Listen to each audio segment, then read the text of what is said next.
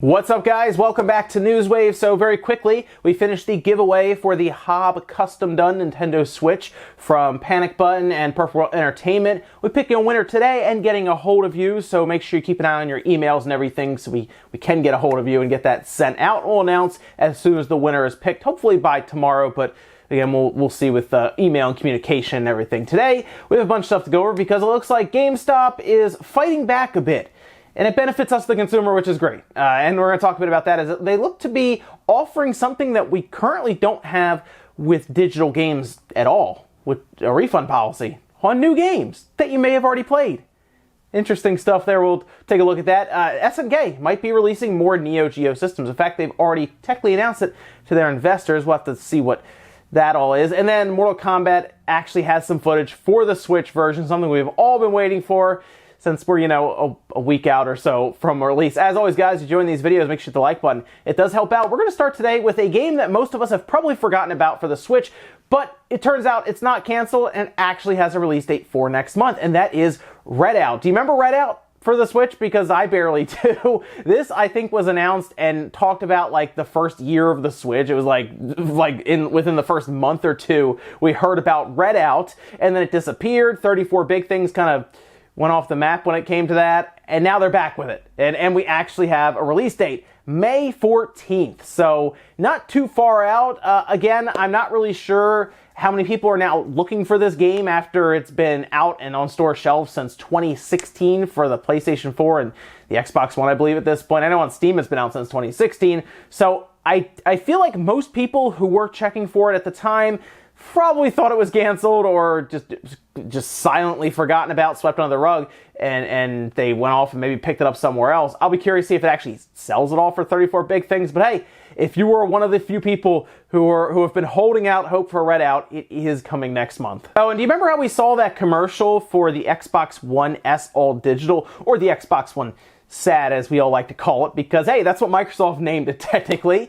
We were looking at the commercial and they were like, oh, we'll put a piece of tape over the disk drive. And we said, okay, that's a clever commercial. Turns out that has a bit more truth than you would expect for a company that probably could have done a much better redesign, as several outlets have now gotten a hold of the system and a lot of them taken it apart. We're going to take it apart here as well, but they did take it apart and they checked it out and they noticed a few interesting things. It still has the eject button and it still has the port for the disk drive. So when they say they literally put a tape over it, like they were so close to that being true. They basically redid the top casing without the slot for the disk and ripped the disk drive out of there. That's it. That's pretty much it. This is, as a lot of people are going to say, a fairly lazy release. There's a lot of things they could have done with the space that's in there that the disk drive isn't taking up anymore. It could have been probably a flatter system, a smaller system. Could have been marketed as the smallest Xbox yet. They could have done that, and they didn't. They ripped the $50 part out, I guess,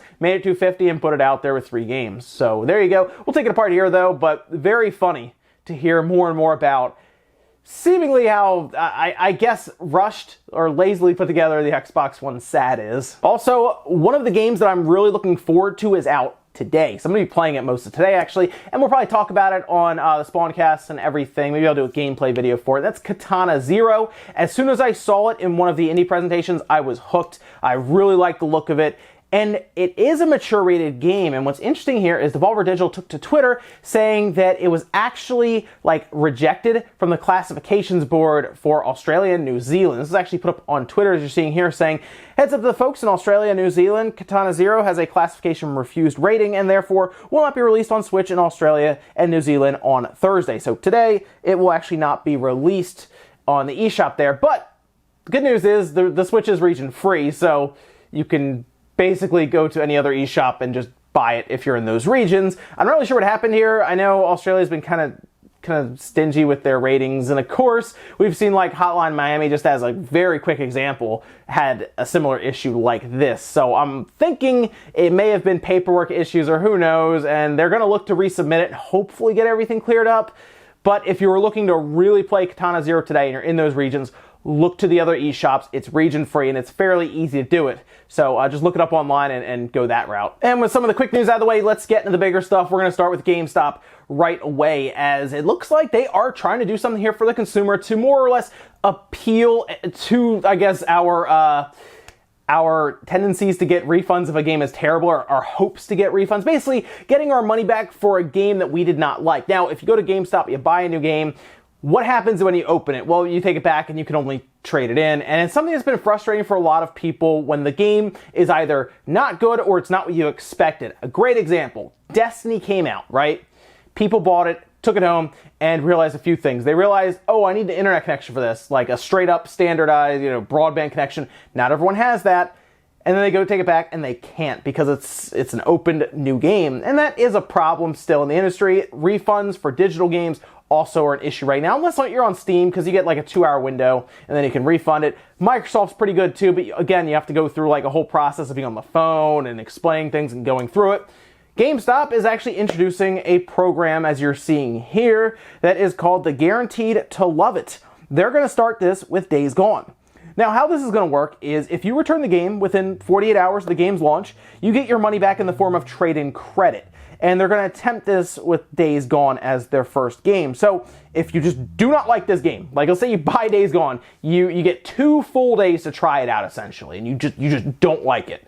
You could take it back and get your money back. Now, here's the thing. GameStop does this, I think, still with used games. I know they used to. I haven't tried it in a while, but for a while there, you could buy a used game off the shelf, and you'd have essentially a week, 7 days, to take it back and get credit back for it. Sometimes you could even get your money back, which was weird to me. I feel like they usually want to keep the money in the store, so give you some store credit. Oh, you can pick out another game. That way, you don't essentially get a free rental out of it, right? So that's always been something that's been a little weird to me, where I actually think the customer is in the wrong for that, for trying to get like free rentals over on GameStop. But this is actually a pretty cool idea, because you really can't do this with PlayStation or Nintendo. I mean, it's definitely not Nintendo or PlayStation right now. PlayStation has been trying to do a bit more with the refund policy, but they say in their own writing, as soon as you start that game up, you can't get a refund for it. Whereas GameStop's going to let you play it for 2 days after opening it, taking the shrink wrap off of it. And this is something I think GameStop has to do. These are good moves. This is a good move because it benefits us, the consumer. And I think there is a bit of a line being drawn here by GameStop anyway against these companies. The Xbox One SAD that we talked about, it doesn't seem like GameStop is going to be stocking that. In fact, they have pretty much taken shots at it even on Twitter after people have posted that you can just get, a regular Xbox One S for cheaper even at GameStop. And they do little eyes and everything and kind of make fun of the SAD. So I get why they wouldn't want to stock that. Obviously, it's all digital. But this is awesome. This is a good move. And I hope this leads to more good things for consumers, right? Maybe they'll start changing up their stores to make it a bit better, a bit more comfortable being, less cluttered and everything. And it looks like they're at least trying. So I'll give GameStop some credit when they do good things, and this is a good thing. Next up, let's talk about a delay for a thing that hasn't even been announced yet. This is kind of funny because a lot of headlines popped up and it said Nintendo's Switch Pro allegedly delayed, and I said the Switch Pro isn't even real. We don't know it exists outside of like publications like the Wall Street Journal and some obviously more credible ones saying that it exists. But nonetheless, apparently it's been delayed. Now, here's what's happened. Japanese publication Nikkei has actually reported that the Switch Mini is coming later on this year, which makes a ton of sense. I think that would launch before the Pro. Either way, whether the Pro exists or not, the Mini makes the most amount of sense, I think, because there's no 3DS really left around, which is a cheaper version, essentially, for kids. It makes a ton of sense for the Switch to become cheaper, and it makes a ton of sense to launch next to Pokemon. That is when I think it will launch, around that time. So the Switch Pro, allegedly, again, according to Nikkei, has actually been pushed back to next year, and according to them, this has to do with issues with power consumption, which we assume it would still be a portable system, and if they're having issues with maybe a newer chip or technology, I could see that, absolutely. And the other thing was apparently having the OS work on it correctly, which is a weird one, to hear about, unless it's more or less the system trying to understand that the Switch Pro is more powerful and you can scale, resolutions and everything. That's all possible as well. I mean, there's still a lot of things Nintendo's pretty far behind on with their online and even some of their system infrastructure, so I don't doubt that that is an issue. But still, we don't even know anything about the Pro. If it wasn't for places like Nikkei or the Wall Street Journal, for example, Eurogamer, we wouldn't know it exists, and we wouldn't even know that apparently it's been delayed. But either way, I expect the Mini, believe it or not, to be announced sooner than we originally thought. I do think E3 is a good spot for it to be announced, and then it will probably release later on in the fall, maybe like October or so. I think they want it to be out and stocked by the time Pokemon is out, and the initial run is probably going to sell out, so they want to get more back in.